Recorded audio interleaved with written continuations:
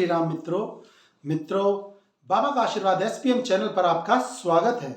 भगवान हनुमान जी और राम जी से हम आपकी मंगल कामना के लिए उनसे प्रार्थना करते हैं। आपको अनेक प्रकार के धन लाभ और स्वास्थ्य लाभ घर में प्राप्त होते रहें। इसी शुभकामना के साथ हम आज आपको एक अन्य जानकारी लेकर आए हैं। एक ऐसी साधना की विधि जिसमें आप किसी भी प्रकार से किसी मंदिर में या किसी भी पूजा स्थान पर नहीं जाने के साथ भी अपने इष्ट देव को कैसे प्रसन्न कर सकते हैं। ऐसा क्या करें कि जिससे आपके सभी प्रकार के मनोकामनाएं भी पूरी हो जाएं और दुख दारिद्र्य भी नष्ट हो जाएं। हम आपको बताना चाहते हैं ऐसे बहुत से साधनाएं और उपाय होते हैं जो साधक अलग अलग समय पर आविष्कार करते रहते हैं, क्योंकि आज का कलयुग का ऐसा जमाना है, लोगों के पास ना तो सक्षम साधन ही है, ना ही इतना ज़्यादा समय होता है और ना ही वो इतना समय दे पाते हैं कि पाठ करें, मंत्र जाप करें, हवन करें और अनेक प्रकार के नियमों को पालन करें। तो समय समय पर ऐसी साधनाएं आपके लिए लाना हमारा कर्तव्य बन जाता है कि आप जितने कम से कम समय में भगवान को सुमिरन कर सकें, माँ दुर्गा को याद कर सकें, हनुमान जी के उपासक हनुमान जी को कैसे कम से कम समय में प्रसन्न करके अपनी मनोकामनाओं को प्राप्त कर सकते हैं, अपनी इच्छाओं को कैसे पूरा करवा सकते हैं।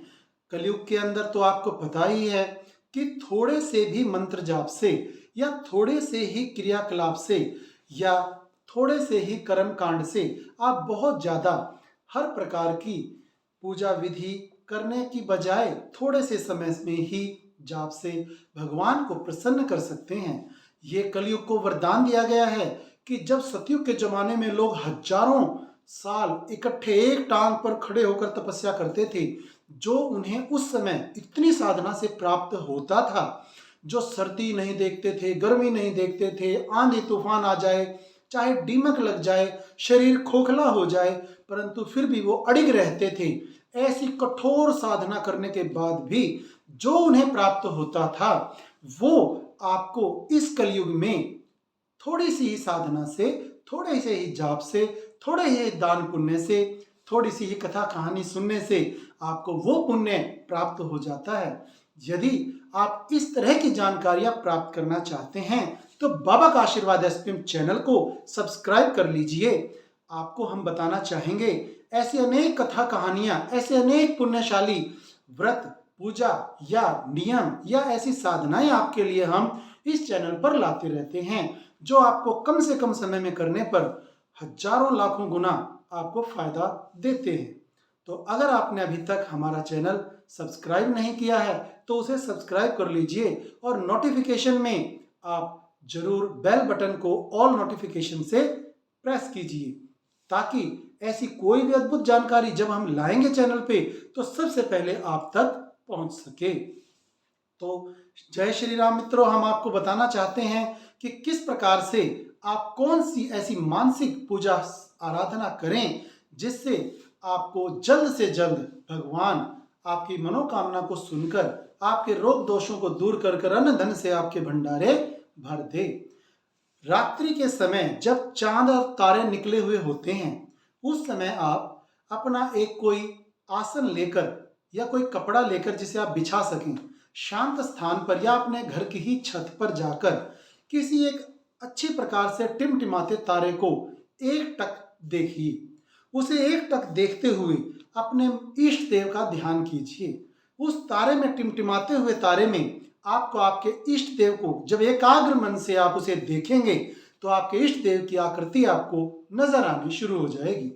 उस समय जब आप एकाग्र हो चुके हैं, चाहे आपको 5 मिनट लगते हैं या 10 मिनट लगते हैं या 15 मिनट, तो उस एकाग्रचित होते ही जब वो आकृति, जब वो चित्र, जब वो आपके इष्ट देव की मूर्ति वहां पर दिखाई देनी शुरू हो जाए, उस समय आप अपनी विश बोल दीजिए कि हे प्रभु, हे भगवान, हे मेरे इष्ट देव, हे मेरी दुर्गा मैया या मेरे हनुमान या मेरे श्री रामचंद्र भगवान या मेरे खाटू श्याम जी, जो भी आपके इष्ट देव हैं, उन्हें याद करते हुए जब आपको वो आकृति नजर आ जाती है तो अपनी मनोकामना बेखटके बोल दीजिए। भगवान समझ लीजिए आप पर आशीर्वाद बरसाते हुए उस समय आपकी मनोकामना सुन रहे हैं। और यही आप अपनी मानसिक शक्ति से देखेंगे कि जो आपकी आकृति दिखाई दे रही थी वो आपको वरदान के रूप में ऐसे हाथ करते हुए आपको आपकी मनोकामना पूरी होने के लिए वरदान भी देगी। और जैसे ही आपकी ये मनोकामना पूरी होती है, चाहे ये आपको 10-15 मिनट में एक ही दिन एकाग्र होते ही आपको मिल जाए, या 2 दिन लगे, या 7 दिन लगे, या 11 दिन लगे, या 21 दिन लगे, आप निश्चित स्थान पर निश्चित समय पर उसी तारे को एकटक देखते हुए हर रोज अपने मन एक कल्प वृक्ष होता है जिससे आप जो चाहें वही प्राप्त कर सकते हैं। तो जो आपका इष्ट देव है उसको उस टिमटिमाते तारे में एकाग्रचित होकर देखते हुए, एकटक देखते हुए अपने मन में अपनी कामना को दोहराएं। कामना पॉजिटिव होनी चाहिए, सकारात्मक कामना को ही भगवान सुनते हैं।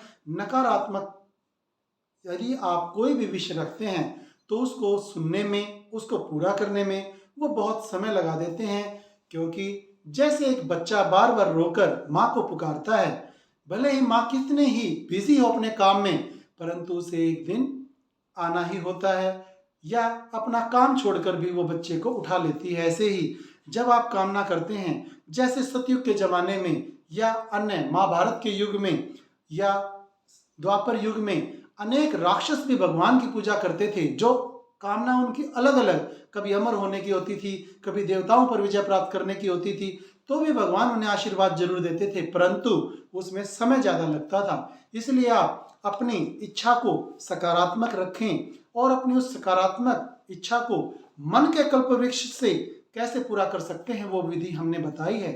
इसमें आप अपना अनुष्ठान करने के लिए संकल्प ले सकते हैं कि आप 7 दिन तक ये जरूर करेंगे, या 11 दिन करेंगे, या 21 दिन करेंगे। इसमें हमने आपको सिर्फ इष्ट देव का ध्यान करने के लिए कहा है, किसी टिमटिमाते तारे को एकटक देखते हुए उसी आकृति को बनाने के लिए कहा है।